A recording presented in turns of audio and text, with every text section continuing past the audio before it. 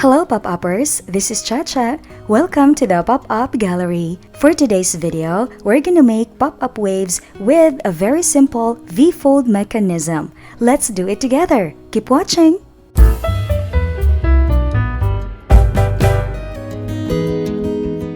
Let's make or draw the first element, the biggest wave.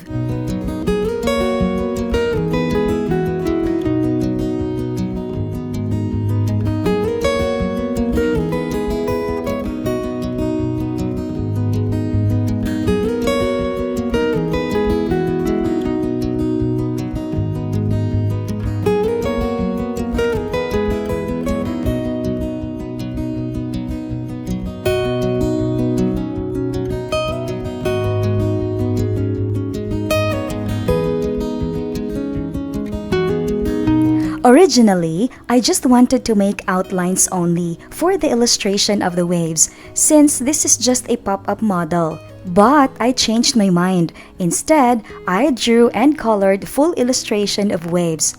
Drawing is really my thing, I guess. Anyway, if you don't want to see the process of coloring the illustration because this is a little bit long, then you can just skip this part and jump to the part where I put the pop-up elements onto the spread.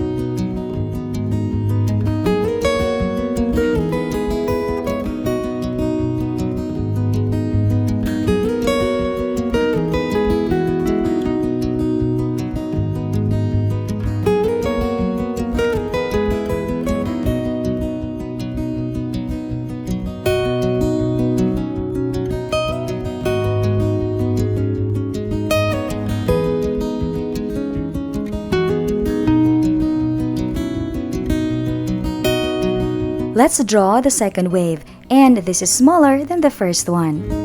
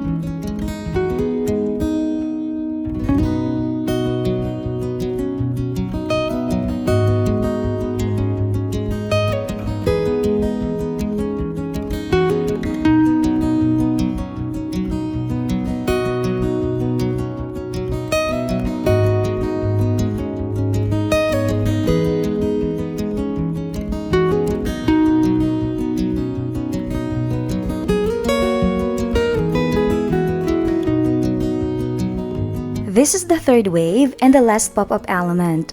This is the smallest, and so this will be placed at the front.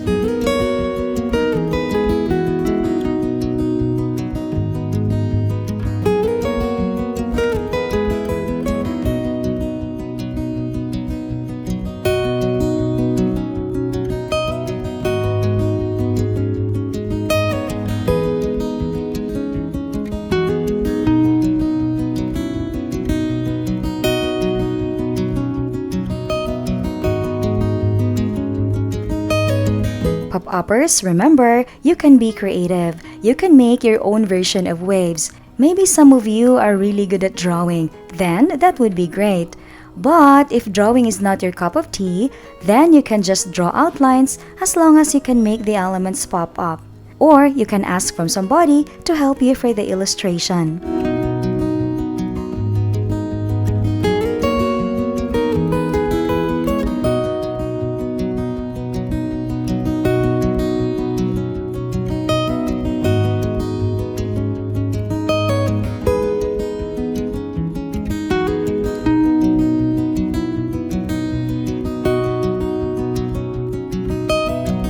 Now, it's time to cut the elements.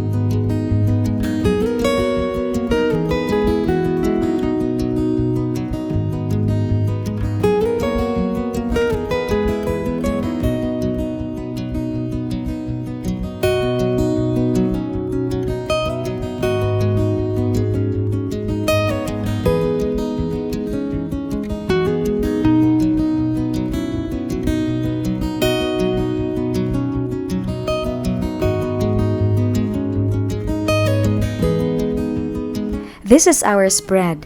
Since this is just a model, I did not design the spread anymore.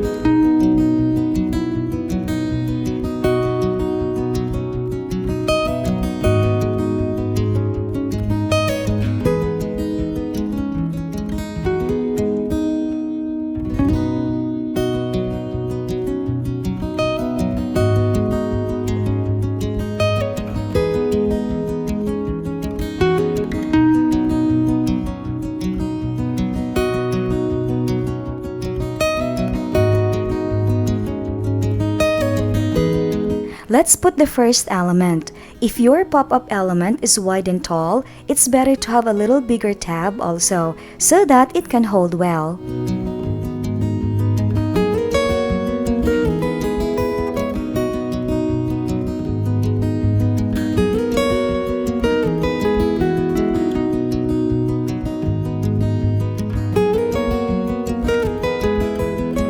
To make sure that you won't make any mistake in pasting a V-fold element, paste the one side first, then put glue on the other side. Fold it, then close the spread.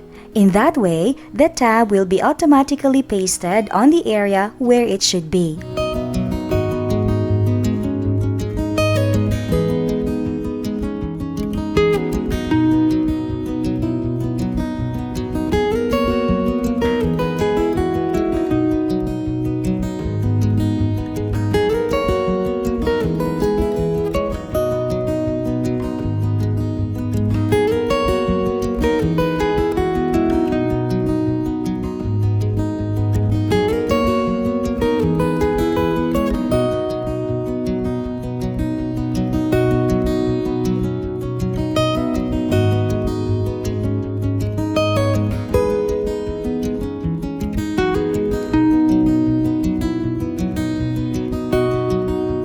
Next is the second wave.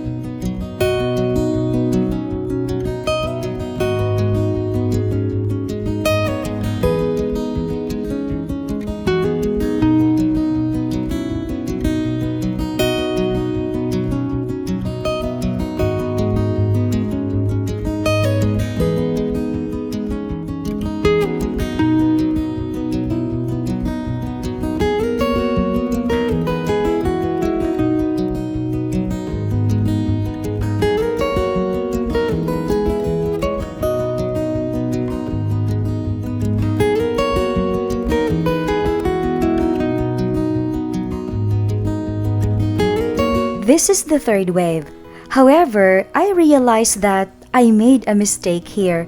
Pop-uppers, if you have multiple elements like this pop-up, especially if they are big and overlapping, it would be better to put the front element first for the purpose of automatic pasting like what I have explained earlier.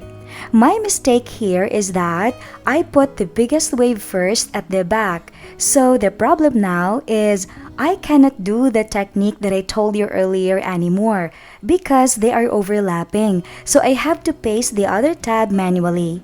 And if it is done manually, there is a tendency that the left and right tabs won't be balanced.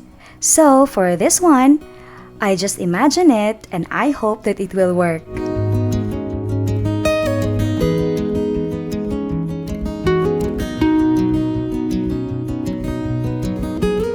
But if you are always doing the V-fold mechanism, I think this kind of mistake is not really a big deal for you because you can already estimate the measurement yourself. Okay, here it is, but let's fix the edges first.